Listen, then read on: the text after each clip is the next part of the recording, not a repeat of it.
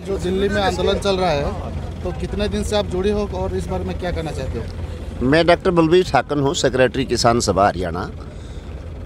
इस आंदोलन के शुरुआत से जिस दिन से ये ऑर्डिनेंस आए हैं जून में, तभी से हम जनता को जागृत करने के लिए, इन सरकारों को चेताने के लिए काम कर रहे हैं। लेकिन जब ये बातें नहीं सुनी गई, तब जनता को आकर यहाँ पे 26 नवंबर को इन सड़कों के ऊपर धरना देना पड़ा। यहाँ आपके जो है इन रास्तों को रोकना पड़ा। और ये सरकार जो हमारी खेती किसानी को उजाड़ना चाहती है, अंतिम जो बात ये मोदी सरकार कर रही है, पहले ये जो है सारी संपत्तियों को बेच चुकी है। और हमारे यहाँ पे एक कहावत है कि भाई जब कोई ज़मीन बेचने चला जा तो वो एक अंतिम पड़ाव होता है उसका, बर्बादी का। तो उस बर्बादी का जब धकेलना शुरू किया तो ये जनता जागृत हुई और वो इन कानूनों का विरोध कर रहा है। और जब तक ये कानून वापस नहीं ले जाएंगे, ये देश बेचने की नीतियाँ वापस नहीं ले जाएंगी, ये किसान सड़कों पे रहेगा, इस लड़ाई को लड़ेगा और जीतेगा। कल जवान भी रैली कर रहा था और किसान भी रैली कर रहा था, इस बारे में आप क्या कहना चाहोगे? देखिए जी, जवान को किसान के साथ आना पड़ा, उसकी मजबूरी हो गई। भारत आज़ादी के 80 साल बाद भी एक ऐसे मोर्चे पर खड़ा है जहां जवान का, किसान का, विद्यार्थी का और मजदूर का जो लेवल है उसको बड़ा डिमोरलाइज़ किया गया। विद्यार्थी को भी जवान से लड़ा दिया गया, किसान को भी विद्यार्थी जवान से लड़ा दिया गया, मजदूर जब वेतन मांगता है तो उसको भी जवान से लड़ा दिया गया। एक ऐसा मोर्चा सोची समझी रणनीति के तहत रहा जब हर व्यक्ति की टकराहट लाठी से करवा दी गई, और वो लाठी हमारे पुलिस के जवान या सेना के जवानों के पास थी।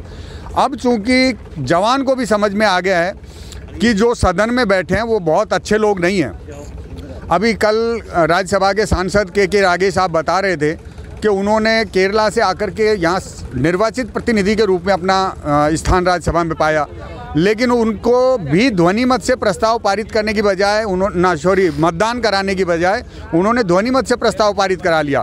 जब आप किसी भी प्रकार का प्रस्ताव अपनी इच्छा के अनुरूप सरकार चलाने के लिए लाने लगते हैं तो लोकतंत्र खत्म हो जाता है। और उसको अब इधर तो अच्छे जो राजनेता हैं वो समझ गए हैं, उधर अच्छी जनता जो समझदार है वो समझ गई है, किसान और विद्यार्थी के साथ मजदूर भी समझ गया है। यही कारण है कि विभिन्न संगठनों ने, करीब 500 से अधिक सरकारी और गैर सरकारी संगठनों ने इसमें भाग लिया और किसान के साथ मिल कर के दिल्ली की तरफ कूच किया। आप देखिए, जिस मोर्चे पर आप बैठे हैं, ये मोर्चा 60 किलोमीटर से दिल्ली से करीब 70 किलोमीटर पहले है, 100 के करीब मान लीजिए। तो जो दिल्ली जाने की अनुमति भी नहीं मिली, और जितनी अनुमति दी उसमें भी सरकार ने कोशिश की कि किसान टकरा जाए और किसान को टकरा करके यहीं इनको लाठीचार्ज करा के इनको बदनाम कर दिया जाए। किसान आंदोलन को बदनाम करने की ये साजिश इसी से पता लगती है कि इस मोर्चे पर 11 बजे बैरिकेटिंग खोली गई, जो कि सुबह खोल देनी चाहिए थी। जब आपकी आईजी लेवल पर वार्ता हो चुकी तो उतनी डिस्टेंस का रूट क्लियर मिलना चाहिए। ये गणतंत्र दिवस समारोह था, किसी के लड़के की शादी नहीं थी। जब इतने रूट को क्लियर नहीं किया पुलिस ने, तो इसका मतलब कुछ लोग मेलाफाइड इंटेंशन के साथ थे जो इस आंदोलन को बदनाम करना चाहते थे, और उन्होंने अपना काम किया। अब ये दिल्ली की जांच एजेंसियां तय करेंगी कि दिल्ली के अंदर किसने क्या गलती की और किसकी गलती थी। लेकिन किसान आंदोलन का जर्रा ये बताएगा कि हिंदुस्तान का बच्चा जो माँ की गोदी में है वो भी, और जो मोदी के सिर पर बैठा है वो भी, ये चाहता है कि हिंदुस्तान उसके बाप की बपोती नहीं है। वो लोकतांत्रिक तरीके से चुना हुआ हमारा प्रतिनिधि है, मेरा भी प्रधानमंत्री है और आपका भी प्रधानमंत्री है। लेकिन वो सिर्फ बीजेपी का प्रधानमंत्री अगर बन करके ये साबित करना चाहता है कि वो एक विशेष जो है सोच को इम्प्लीमेंट करेगा, तो ये कोई डायर स्याही करने का इलाका नहीं है। ये कोई लोकतांत्रिक देश है और इसको उसी देश को रहने दिया जाए, लोकतंत्र यहाँ बरकरार रहने दिया जाए।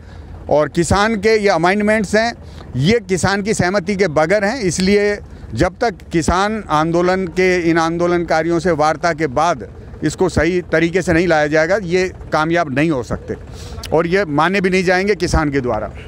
ये जो ऐतिहासिक आंदोलन चल रहा है, इस बारे में आपका क्या कहना है? मैं एडवोकेट अमर सिंह मीना सवाई माधोपुर से आया हुआ हूँ। मैं सामाजिक कार्यकर्ता हूँ। मुझे विगत 5-6 दिनों से मैं यहाँ आया हुआ हूँ और हमारे किसान भाई, महिलाएं, बुजुर्ग, बच्चे, विगत 2 महीने से ज़्यादा टाइम हो गया है, लेकिन मोदी सरकार बिल्कुल भी नहीं सुन रही है। मोदी सरकार के सिर पर जू भी नहीं रख पा रही है। और कल मैं सबसे बड़ी ये मानता हूँ कि कल दिल्ली की ओर हमने कूच किया शांतिपूर्वक, जबकि सुबह से बैरिकेड्स वगैरह सुबह से हटाने की बात हो गई थी पहले, लेकिन उसके बावजूद यहाँ शाहजहाँपुर बॉर्डर 11 बजे इन्होंने बैरिकेड्स हटाए और 11:20 पे यहाँ से रवाना हुए। शांतिपूर्वक रैली रवाना रही। रास्ते में कई जगह आरएसएस और बीजेपी के लोगों ने किसानों से भिड़ना चाहा, लेकिन किसानों ने शांतिपूर्वक धैर्य रखा और आगे बढ़ते रहे। मानेसर तक तय दूरी तक ये शांतिपूर्वक हमने किसान रैली को मार्च निकाला। और कुल मिला के बात ये है, कई जगह से टेरी बॉर्डर है, सिंधु बॉर्डर है, वहाँ से लोगों ने जो मार्च पास्ट किया दिल्ली में, तो वहाँ पुलिस को भिड़ना नहीं चाहिए था। मोदी सरकार ने तानाशाही रूप से पुलिस पर बर्बरतापूर्वक लाठियाँ चलाई और गोलियाँ चलवाई। इस घटना की मैं घोर निंदा करता हूँ और मैं मानता हूँ कि किसान कहाँ तक वो रखेंगे। किसानों के सब्र का बांध टूट चुका है, इसलिए बैरिकेड्स टूटने थे और दिल्ली में लाल किले तक किसान रैली का पहुँचना बहुत ज़रूरी था। और कुल मिला के बात ये, मोदी सरकार को जितने जल्दी हो सके उतने जल्दी इस काले कानूनों को वापस लेना चाहिए। और मैं चाहता हूं, मोदी आप कब तक और कितने लोगों पर गोलियां चलाओगे? यह किसानों का आंदोलन है, आज तक देश के इतिहास का सबसे बड़ा आंदोलन है और ये आंदोलन ऐसे इस प्रकार से स्थगित नहीं होगा और ना ही किसान इस प्रकार यहाँ से हटेंगे। किसान जब तक अपनी मांगें नहीं मनवा लेंगे, जब तक किसान नहीं हटेगा और ये रोडें ऐसे जाम रहेगी। कुल मिला के बात मैं ये कहना चाहता हूँ और सभी किसान भाइयों से और जो भी मेरी आवाज़ को सुन रहे हैं उन सभी से मैं यह आग्रह करता हूँ कि किसानों की आवाज़ को बुलंद करें और किसान आंदोलन को मजबूती प्रदान करें। जय हिंद, जय भारत।